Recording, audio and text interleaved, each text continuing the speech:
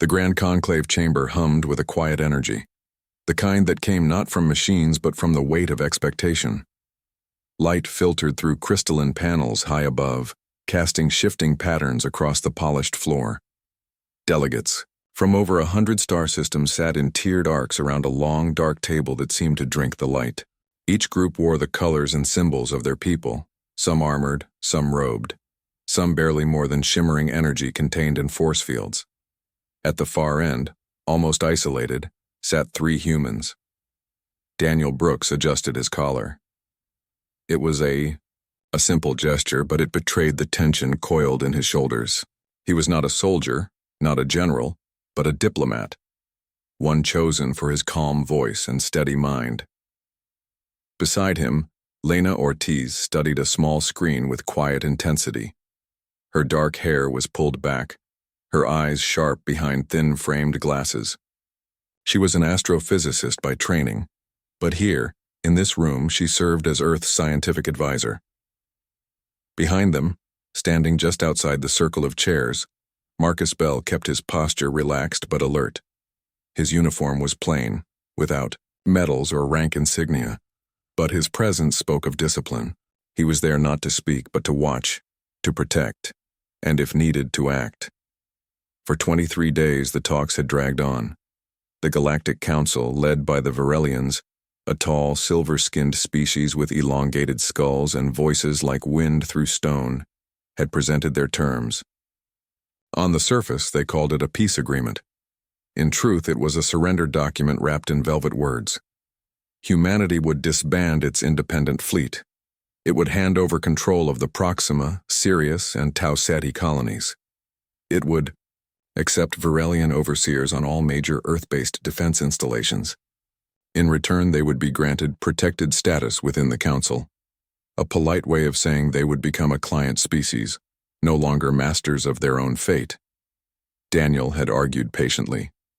He reminded the Council that humanity had joined their alliance willingly after the Cathar War, that Earth's ships had fought beside theirs, that human medics had saved thousands of alien lives during the plasma plague on Virelia Prime. He spoke of mutual trust, of shared futures, of the value of diversity in a galaxy too often ruled by fear. But the Virelians, especially their speaker Zorath, listened with cold eyes and colder logic. "Your species is young," Zorath had said on the 5th day, his voice echoing without amplification. "You burn bright but fast. You lack the wisdom of centuries. To grant you full autonomy is to invite chaos." Lena had tried a different approach. She presented data, charts showing human technological growth, cultural stability indices, economic contributions to interstellar trade. She explained that humanity's youth was not weakness but adaptability. The Virelians dismissed her graphs as emotional projections. One delegate from the insectoid Mirren Collective even clicked its mandibles in what Lena later learned was amusement. Marcus never spoke during the sessions, but he saw everything. He noticed how the Virelian guard subtly shifted position whenever a human moved. He saw how the Ketheri delegation, small, furred beings with large, dark eyes, exchanged glances when Zorath spoke of lesser species. He knew the room was not just a place of negotiation, but a stage, and the humans were being cast as the unruly children who needed to be put in their place. On the morning of the 24th day, the final draft of the treaty was placed before Daniel. The ink was not real ink. It glowed faintly, ready to bind once signed. The terms were unchanged. Worse, they now included a clause requiring Earth to surrender all research on quantum shielding, a technology humanity had developed independently over the last decade. Lena's eyes widened when she read it. That technology was not just defensive. It was the foundation of their deep space communication network, their medical scanners, even their clean energy grids. To give it up would cripple human progress for generations. Daniel looked up from the document. The chamber was silent, waiting. Zorath leaned forward slightly, his silver skin catching the light like polished metal. "Sign, and your people will be safe," he said, his tone almost gentle, as if offering a gift. "Refuse, and you choose isolation. And isolation in this galaxy is the first step toward extinction." Daniel felt the weight of billions of lives pressing on his chest. He thought of children in Mumbai learning alien languages in school, of farmers on Mars growing crops under domes, of engineers in Nairobi building fusion reactors from scrap. He thought of what it meant to be human, not perfect, not ancient, but stubbornly, fiercely free. He stood, not with anger, not with drama, but with quiet resolve. He pushed the glowing document away. Lena stood a second later, her expression unreadable but her movements firm. She gathered her datapad, tucked it under her arm, and gave Daniel a single nod. Marcus stepped forward, placing himself half a pace behind them, his hand resting lightly near his sidearm, not drawing it, not threatening, just reminding everyone that humans did not come unarmed to a den of wolves. Daniel looked around the chamber. He met the eyes of the Cathari delegate who gave the tiniest dip of its head. He saw the Mirren still clicking softly, but now it felt different, not mockery, but something closer to respect.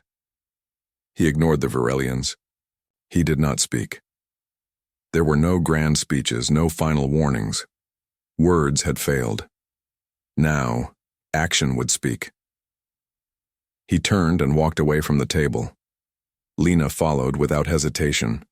Marcus fell into step behind them, his boots making soft thuds on the stone floor. The doors at the far end of the chamber slid open as they approached, as if the building itself understood. They stepped through, and the doors sealed shut behind them with a soft sigh. Inside the chamber, silence stretched. No one moved. No one spoke. The glowing treaty sat alone on the table, its light dimming slowly as if realizing it had been abandoned. Zorath remained seated, his face unreadable, but his fingers tapped once, just once, against the arm of his chair. A sign of irritation. Or perhaps for the first time, doubt. Outside in the corridor, Daniel stopped and took a deep breath. The air smelled sterile, recycled, but it was free air. Lena leaned against the wall, exhaling sharply. "They really thought we'd just roll over," she said, her voice low. "Maybe they still do," Marcus replied, scanning the hallway for any sign of movement. Daniel looked down the long corridor toward the docking bay where their shuttle waited. "Let them think that," he said. "But we're not going back to beg. Not ever." And with that, the three humans walked on, leaving behind not just a negotiation table, but the old idea of what humanity was supposed to be in this vast, complicated galaxy. They did not know what came next. War, perhaps, or something worse. But they knew one thing for certain: they would face it on their own terms. News of the human walkout spread faster than light through the galactic data streams. Within hours, every major news hub from the Cathari expanse to the Mirren hive clusters carried the story. Most reports were brief, dismissive. "Primitive species rejects council guidance," read one headline. "Earth delegation shows emotional instability," claimed another. The Varelian-controlled channels painted humanity as reckless children who had stormed out of a room they were never meant to sit in. Few expected Earth to last the month, but Earth did not send messages begging for another chance. It did not issue angry declarations or threats. Instead, it went quiet. Human freighters stopped appearing at neutral trade ports. Long-range comms from Sol system fell silent. Even the usual chatter from scientific outposts near the asteroid belt vanished. To the rest of the galaxy, it seemed as if humanity had simply closed its doors and turned off the lights. On Luna Base, deep beneath the gray surface of Earth's moon, Daniel Brooks stood in the central command room. Screens lined the walls showing feeds from every human colony, every ship, every sensor outpost. The room was dim, lit only by the soft glow of displays. Lena Ortiz sat at a console, fingers flying over keys, her eyes scanning streams of data. Marcus Bell stood near the entrance, arms crossed, watching the door like he expected trouble to walk through it at any moment. "They think we're hiding," Lena said, not looking up, or panicking. "Let them think that," Daniel replied. He walked over to a large screen showing a star map. 3 red zones pulsed near the edge of human-controlled space: Proxima, Sirius, Tau Ceti. The very systems the Council had demanded. "We're not hiding. We're preparing." Preparation had begun the moment they left the conclave chamber. Earth's unified command had activated Protocol Stillwater. a plan developed in secret over the last 5 years, just in case diplomacy failed. Every civilian ship was rerouted. Non-essential personnel were moved to secure underground habitats. Military assets were dispersed, hidden in asteroid fields or disguised as mining rigs. And deep in labs on Mars and Europa, scientists worked around the clock on one final project, the Helios Array. Lena turned in her chair. The last node just came online. We've got full coverage from Neptune's orbit all the way to the Oort cloud. If a single Varelian scout ship crosses that line, we'll know before their captain finishes his morning ritual. Daniel nodded. The Helios Array wasn't a weapon. It was a web of quantum-entangled sensors, each linked to a central core on Luna. It could detect mass shifts, energy signatures, even the faint warp echoes of distant engines. It gave humanity eyes where no one expected them to look. Meanwhile, Marcus oversaw the training of rapid response teams. Not just soldiers, engineers, medics, pilots, all drilled in zero-gravity combat, emergency evacuations, and electronic warfare. They practiced in mock cities built inside hollowed-out asteroids, simulating invasions that might never come. But Marcus knew better. The Varelians didn't forgive slights. They punished them. Back on Earth, cities remained calm. Governments didn't announce martial law. Schools stayed open. Farmers planted crops. But beneath the surface, everything had changed. Power grids were rerouted to backup fusion plants. Water reserves were sealed. Hospitals stocked extra supplies. It wasn't fear that drove these actions, it was discipline. Humanity had faced extinction before, from plagues, from wars, from asteroids. This was just another storm. What no one outside Earth knew was that humanity's silence was a shield. By saying nothing, they forced the galaxy to guess. Were they arming for war? Were they fleeing? Were they already broken? The uncertainty made even the boldest species hesitate, but not all eyes watched with suspicion. On the fringes of Council space, smaller species began to whisper. The Cathari, long tired of Varelian arrogance, sent encrypted data packets to human outposts, star charts, fleet movement logs, even old battle records. The Mirren, though bound by treaty to the Council, left anonymous messages in public data relays. Your walk was seen. One tiny reptilian species from the Zen Belt even transmitted a simple symbol, a circle with a line through it, their ancient sign for freedom. Lena showed Daniel one of these messages. They're not with us, she said. But they're not against us either. That's enough for now, he replied. Weeks passed. The galaxy waited. The Varelians grew impatient. Their propaganda shifted from mockery to warning. Earth's isolation endangers galactic stability, their broadcasts claimed. Uncontrolled species must be contained. Behind closed doors, their high fleet began to mobilize. On Luna, Daniel received a private message from an old friend in Geneva, Admiral Cole, head of Earth's space defense. The message was short. They're coming. Full fleet. Eat us 6 weeks. Daniel didn't flinch. He called Lena and Marcus into the strategy room.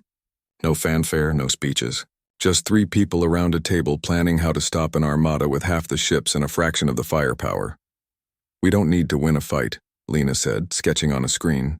We just need to make them think twice before they start one. Marcus added, if we can disable their command ships early, the rest will scatter. Varelians rely on strict hierarchy. Cut the head and the body panics. Daniel looked at both of them. Then we don't fight them head on. We outthink them. We use what they don't expect, our restraint. Because that was the secret no alien understood. Humans weren't just fighters. They were builders, healers, dreamers. And sometimes the strongest move wasn't to strike, but to stand still and let the enemy walk into your trap. As the days turned into the 5th week, human colonies remained dark. Ships stayed docked, sensors stayed active, and deep in the void beyond Pluto, the Helios Array hummed softly, waiting. The galaxy thought humanity had vanished. But in truth, it was watching, and ready. No one on Earth celebrated, no one cheered. They simply worked, trained, and waited. Because they knew the real test wasn't walking away from the table, it was what came after. And what came after was silence. Not the silence of surrender, but the silence of a predator holding its breath before the leap. Marcus checked his sidearm one last time that night. It was clean, charged, and loaded, but he hoped he wouldn't need it. Because if things went as planned, The Varelians wouldn't even see the hand that stopped them. Lena powered down her console, rubbing her tired eyes. "They'll never believe we'd show mercy," she said quietly. "That's why it'll work," Daniel answered. Outside the base, the stars burned cold and distant. But around Sol, something new was growing. Not a wall of weapons, but a net of intelligence, patience, and quiet courage. And in 6 days, the first Varelian scout ship would cross the edge of human space. The game was about to begin. The Varelian High Fleet arrived not with a roar, but with the slow, certain pressure of a storm rolling in. Over 200 warships, sleek, silver, and bristling with weapons, crossed the outer edge of the Sol system like a tide of cold metal.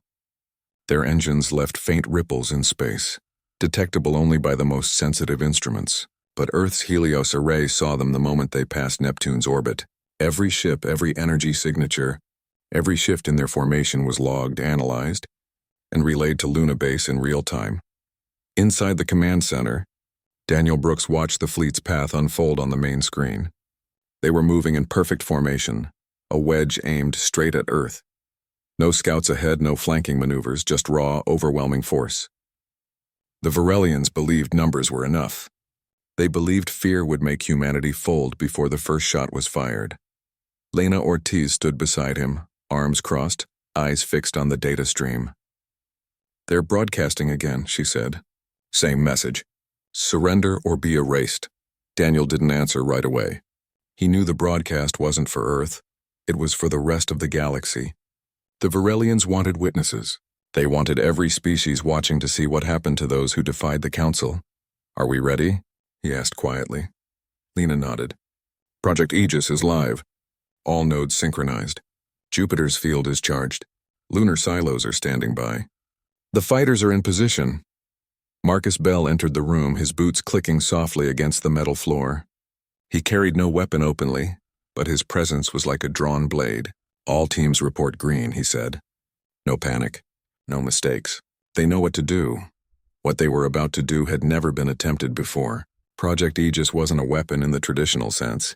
It was a planetary defense grid built around a radical idea. Instead of destroying enemy ships, trap them. Using salvaged alien tech recovered decades ago from a derelict vessel near Pluto, human scientists had reverse-engineered a phase-shifting field capable of bending local spacetime just enough to pull objects into stable containment orbits, without harming them or their crews.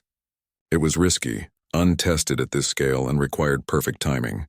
But if it worked, it would send a message louder than any explosion ever could. The Varelian fleet reached the orbit of Saturn. Still, Earth sent no signal. No warning, no plea. The silence unnerved even the most hardened Varelian commanders. Their long-range scanners, usually reliable across light years, began to glitch. Distortions appeared in their sensor feeds, ghost echoes, false readings, sudden blind spots. They blamed solar interference.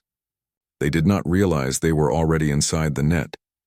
As the lead ships crossed the orbit of Jupiter, the trap sprang. It began with a low hum, felt more than heard, rippling through the fabric of space itself. The Varelian command ship, the Sovereign Will, suddenly lost contact with half its escort cruisers. On their screens, the ships didn't explode, they simply vanished, replaced by a soft blue shimmer that faded within seconds. Alarms blared across the fleet. Navigation systems spun wildly. Engines misfired as local gravity fields twisted in ways physics said shouldn't be possible. On Luna, Lena watched as the containment fields around Jupiter lit up one by one. Each blue pulse marked another captured vessel, gently plucked from the battle line and placed into a stable orbit around the gas giant. No weapons fired, no lives lost, just silent, precise removal. "They're confused," Marcus said, watching the enemy comms traffic. "They think it's a malfunction. They're ordering diagnostics." "Good," Daniel said. "Let them waste time." Human fighters, small, fast, and nearly invisible to standard sensors, launched from hidden bays on the moons of Mars and the asteroid belt. But they didn't attack. Instead, they moved like shepherds guiding a herd. Using low-power tractor beams and carefully timed EM pulses, they nudged disoriented Varelian ships toward the next containment zone near Saturn. It was a dance of physics and patience, not violence. One Varelian destroyer broke formation, firing its plasma cannons blindly into the void. The shots missed everything. A human fighter darted past it, releasing a micro-drone that latched onto its hull. Within seconds, the destroyer's engines powered down. Not destroyed, just disabled. Its crew would be safe, floating peacefully until rescued. Back on the Sovereign Will, Speaker Zorath stared at his command console in disbelief. "This is impossible," he whispered. "They have no fleet. No weapons capable of this." His second-in-command, a younger Varelian named Kale, looked pale. "They're not fighting us, Speaker. They're containing us." Zorath slammed his fist on the console. "Order all ships to retreat." Full warp, but it was too late. The human net had closed. Warp drives failed as localized space-time distortions blocked jump points. Communications collapsed.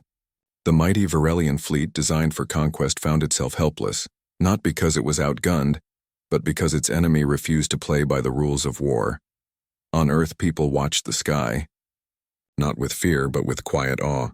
Telescopes showed the blue containment fields glowing around Jupiter like rings of light. News channels broadcast live feeds from orbital cameras. Silent, majestic, and utterly peaceful. No explosions, no debris. Just order restored without bloodshed. In Geneva, children pointed at the night sky and asked if the stars were dancing. In Nairobi, engineers toasted with recycled water. On Mars, farmers paused in their greenhouses to watch the distant glow. Humanity had not won a battle. It had redefined what victory could mean. 6 hours after the fleet entered human space, it was over. 112 Varelian ships floated in harmless orbits around Jupiter, Saturn, and the asteroid belt. Not a single human or alien life had been lost. The rest of the fleet, those that hadn't crossed the threshold, fled back toward Council space, their pride shattered. Daniel stood alone in the observation deck of Luna Base, watching Jupiter's storms swirl beneath a crown of captured warships. Lena joined him, holding 2 cups of synthetic coffee. She handed him one. "They'll come back," she said. "Maybe," he replied, "but next time they'll know we don't just fight to win. We fight to show there's another way." Marcus appeared in the doorway, silent as always. He didn't speak. He just nodded toward the stars, and in that moment, the galaxy learned something new about humanity. Not that it was strong, but that its strength came wrapped in restraint, in intelligence, in the courage to walk away from violence even when provoked. The Varelians had expected savages. They found philosophers with shields, and that was a truth no fleet could crush. Shame does not always come with shouting. Sometimes it arrives in silence, in the slow drop of a gaze, in the way a proud being refuses to meet another's eyes. That was how the truth settled over the Galactic Council after the Varelian fleet returned. Not in triumph, but in broken silence. Of the 200 ships that had left, less than 90 made it back. The rest floated peacefully around Jupiter, powerless but intact, their crews alive, their weapons untouched. No shots had been fired by Earth, no lives lost. And that, more than any explosion, burned in the minds of every delegate who heard the report. At first, the Varelians tried to spin the story. They claimed human weapons had malfunctioned, that their fleet had been caught in a solar anomaly, that Earth had used forbidden tech. But the data told a different tale. Independent observers, the Cathari, the Mirren, even neutral traders, had recorded everything. The footage showed human fighters moving with precision, not aggression. It showed containment fields, not explosions. It showed restraint where the galaxy expected rage. The Cathari delegation was the first to speak openly. In a closed session of the Council, their lead envoy, a small furred being named Tira, placed a data crystal on the central table. "We have reviewed all sensor logs from our border outposts," she said, her voice soft but firm. Humanity did not attack. They defended, and they did so without killing a single soul. Is that not the highest form of strength? The Varelians sat stiffly, their silver faces unreadable, but their silence spoke volumes. They had no answer. Then came the Mirren. Their collective mind, usually cautious and indirect, sent a formal statement that shocked the chamber. "We intercepted encrypted Varelian command logs from 3 cycles ago. They planned to seize human colonies for mineral extraction after the treaty was signed. The peace offer was never real. The revelation spread like fire through the data nets. Species that had once rolled their eyes at human drama now saw the walkout for what it truly was, an act of courage in the face of deception. Whispers turned into conversations. Conversations turned into demands. Smaller species, long ignored by the Varelian-led council, began asking hard questions. Why did only ancient races hold power? Why were young species treated as children, not partners? And most importantly, why had no one else dared to say no? On Earth, life continued. Farmers harvested crops. Students attended classes. Engineers repaired old satellites. But beneath the calm surface, humanity prepared for what came next. They knew the Varelians would not admit fault easily. Pride ran deep in their culture. But the galaxy was changing and Earth could not afford to stay hidden forever. Then a message arrived. Not from the Varelians, but from the Cathari. It was simple. The Council requests the presence of envoy Daniel Brooks. Not as a petitioner, as an equal. Daniel read the message 3 times before speaking. He called Lena and Marcus into his office on Luna Base. Sunlight streamed through the viewport, casting long shadows across the floor. "They're inviting me back," he said. Lena frowned. "It could be a trap." "Maybe," Daniel replied. "But if we don't go, we tell them we're still afraid." "And we're not." Marcus crossed his arms. "I'm coming with you." "No," Daniel said gently. "This time I go alone. Not as a soldier, not as a scientist, but as a representative of a free people. They need to see that we don't hide behind weapons." The day of his return, the Grand Conclave chamber was different. The air felt heavier, charged with uncertainty. Delegates sat not in their usual confident clusters, but in uneasy silence. When Daniel entered, no one spoke. No one mocked. The Cathari envoy rose slightly in her seat, a sign of respect rarely given to outsiders. Even the Mirren clicked softly, not in amusement, but in acknowledgement. Daniel walked to the center of the chamber. He carried no datapad, no weapon, no entourage. Only a small data crystal in his pocket. He stopped before the empty space where the human delegation had once sat. "I did not come to gloat," he said, his voice calm but clear. "I came to offer a choice." He held up the crystal. "This contains the full schematics of the Helios array and the Aegis containment fields. Not as a threat, as a gift. Any species that joins a new alliance, built on trust, not control, can have it. Free. Open. Shared." A murmur rippled through the chamber. The Varelians shifted uncomfortably. Zorath, who had not spoken since the fleet's return, finally rose. His voice was quieter now, less certain. "Why would you give away your advantage?" "Because peace isn't built on secrets," Daniel said. "It's built on shared strength. You thought walking away meant weakness, but sometimes the strongest thing you can do is refuse to play a game rigged against you." Lena Ortiz was not in the chamber that day, but her voice was. Through a secure link, she addressed the council from Luna Base. She spoke not of weapons or tactics, but of ethics. She explained how human science had always been tied to responsibility, that every discovery came with a question.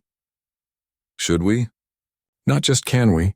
She spoke of medical tech shared during plagues, of clean energy designs given to struggling colonies, of how humanity measured progress not by conquest, but by how many lives it could lift up. Her words landed differently this time. No one called them emotional. No one dismissed them as naive, because now they had proof that humans could win without killing, that they could defend without destroying, that they valued life, even enemy life, enough to protect it. Marcus Bell watched the broadcast from Earth orbit. He didn't speak, but his jaw was set. He knew the real test wasn't over. Trust would take time to rebuild. Old powers would resist change. But for the first time, the balance had shifted. By the end of the session, 3 species, the Cathari, the Mirren, and the Zen Belt Collective, formally requested to begin talks with Earth on a new framework for cooperation. The Varelians did not object. They simply sat, silent, their empire of certainty cracking at the seams. As Daniel left the chamber that day, no doors sealed behind him with finality. Instead, they stayed open. An invitation. A beginning. And in that moment, the galaxy understood something new. Not just about humanity, but about itself. That true order does not come from control, but from choice. And that sometimes, the quietest walk away is the loudest call for change. The old Galactic Council did not fall with a crash. It faded, like a star burning out slowly, its light dimming until no one noticed it was gone. Within a year of humanity's return to the chamber, the structure that had ruled the galaxy for centuries unraveled not through war, but through choice. Species that once bowed to Varelian authority now spoke with new voices. The Cathari proposed a charter based on mutual aid, not hierarchy. The Mirren offered to host neutral arbitration hubs. Even the Zen Belt Collective, long ignored as too small to matter, presented a plan for shared resource mapping that treated every world as equal. Out of this quiet revolution rose the concord of free systems. Earth was not just a member, it was a founding voice. Daniel Brooks sat at the first official table not as a guest, but as a peer. The room was different this time. No obsidian slab dividing species into ranks. Just a wide circle of simple chairs, under open sky domes that showed real stars, not filtered light. There were no demands, no ultimatums, only questions. What do you need? How can we help? What have we learned? The Varelians did not join at first. Pride held them back. But isolation wore them down faster than any fleet ever could. Their trade routes shrank. Their allies drifted away. Young Varelians, raised on tales of their species' greatness, began asking why they stood alone while others built together. Finally, 6 months after the Concord's founding, a new Varelian envoy arrived. Not Zorath, but Kale, the officer who had served on the Sovereign Will. He carried no threats, only a request. Teach us how to be part of this. Humanity did not gloat. They did not demand apologies. Instead, engineers from Nairobi and engineers from Virelia Prime met on a neutral station near Alpha Centauri. They worked side by side to repair the captured warships, not to return them as weapons, but to convert them into deep space rescue vessels. The phase-shifting tech from Project Aegis was shared freely, with one condition. It could only be used for defense or humanitarian aid. To everyone's surprise, the Varelians agreed. On Earth, life settled into a new rhythm. Children learned Cathari songs in school. Martian greenhouses grew Mirren medicinal fungi. Human doctors traveled to distant worlds to help with outbreaks, just as alien healers came to Earth to study regenerative therapies. Trade returned, but now it flowed both ways. A human freighter might carry solar panels to a Cathari moon and return with rare crystals used in clean water filters. No one counted debts, they counted partnerships. Years passed. The scars of the old conflict did not vanish, but they healed. On the orbital station, Unity Ring, built jointly by 5 species, Daniel stood on the observation deck, watching Jupiter turn in the distance. Its storm still swirled, but now they framed something new. A fleet of mixed-design ships, human and alien, conducting joint drills not for war, but for disaster response. They practiced evacuating colonies during solar flares, containing rogue asteroids, rescuing stranded vessels.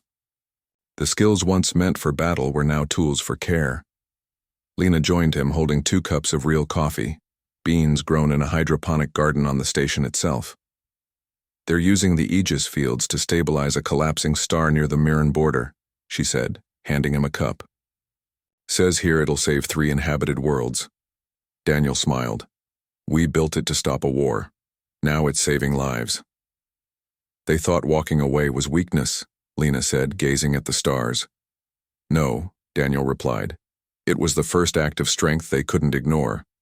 Behind them, the station hummed with quiet activity. A Cathari technician walked past, nodding politely. A young Varelian apprentice followed, carrying tools, his movements still stiff but trying. In the common area, children of different species played a game that mixed human chess with Mirren pattern logic. No one told them to get along. They just did. Marcus Bell appeared at the far end of the deck. He was older now, his hair streaked with gray, but his posture was as steady as ever. He didn't carry a sidearm anymore. He didn't need to. He walked over and stood beside them, looking out at the same view. Peace is quieter than I thought it'd be, he said. It's not quiet, Lena said. It's just not loud with fear. They stood together in silence, watching the dance of ships and planets. No grand speeches, no monuments, just ordinary moments built on an extraordinary choice. The choice to walk away from a table that demanded surrender, and to build a new one where everyone had a seat. The galaxy had learned something it had forgotten, that dignity is not given, it is claimed. And sometimes, the bravest thing a species can do is stand up, turn around, and walk out, knowing that true peace begins not when you kneel, but when you refuse to. And in that simple truth, humanity had not just saved itself. It had reminded the stars what freedom really looked like.